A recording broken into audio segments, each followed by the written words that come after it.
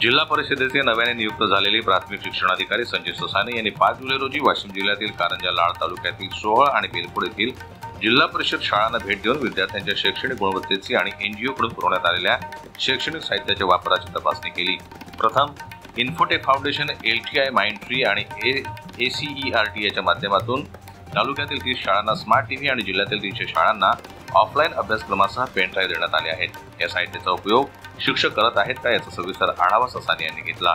त्यांनी इयत्ता 2री, 4थी, 6वी आणि 7वीच्या विद्यार्थ्यांशी संवाद साधत डिजिटल लर्निंगचा उपयोग कसा होतो हे समजून घेतलं।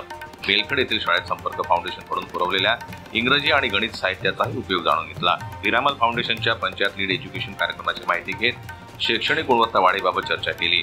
या भेटीदरम्यान गट शिक्षणाधिकारी श्रीकांत माने, केंद्र प्रमुख शाना गावंडे, सतीश बेंगारे, सोहळ जिल्हा परिषद शाळेचे मुख्याध्यापक राजेश मोकळकर, माजी जिल्हा परिषद सदस्य चंदू डोईफोडे, सरपंच सदस्य यांच्यासह प्रथम इन्फोटेक फाउंडेशन, संपर्क फाउंडेशन व पिरामल या स्वयंसेवी संस्थेचे प्रतिनिधी उपस्थित होते।